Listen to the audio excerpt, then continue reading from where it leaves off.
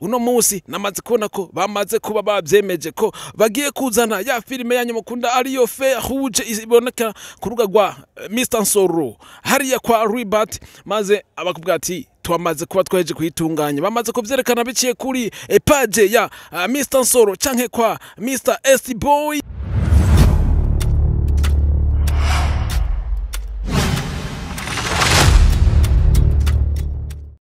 Yes, bakunze amera ko TV257 nyemera ndabaramutse ndabifuza amahoro Imana abane namwe ndabutse ko One Baby Velasquez from JT Paradise KBBC muri kumwe kuri Mira ko TV257.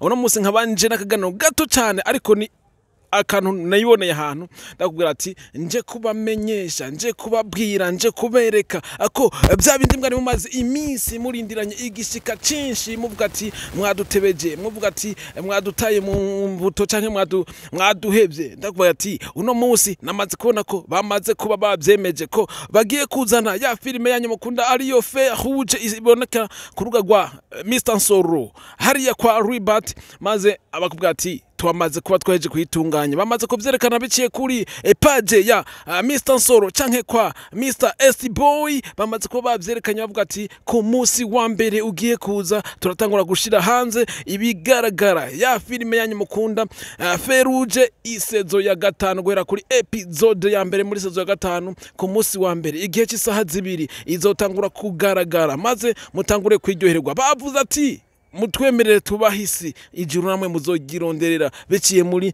Fer Rouge, maze ifilime igiye kuba yamaze guba yaheze byose. Bari bababwiye ko muri no misi bariko barayitunganya, bariko barashootinga, bareditinga, barakosora, ubu rero bakavuga ati biremejwe n'inzego zibijejwe ko ya bintu byose twabwiye ati byamaze kuba byarangiye. Rero nanje nka One Baby Velasquez ndababwira ati jewe sinigera ngyama no musi ngoma nzunguruka nkijya no hino. Uno munsi nkanda bemereye ko ejo nzobazanira umwe mu bakinyi ba filime, umwe mu babijejwe, maze abasigurire byinshi gusumba ibindi ndababwira. Ariko uno munsi nkaba narinje kubabwira ati uno munsi hari kuwa mbere mwese benshi mwari muyiteze, ariko nje kubabwira ati mugume hafi cyane, ntimugende. Hari abantu bamaze kuvuga ati niko Nsoro yaheze n'izindi filime ngo yaheze, ariko babakubwira ati filime Fer Rouge ntirahera. Iyi filime Fer Rouge barakubwiye kuko ifise amasezo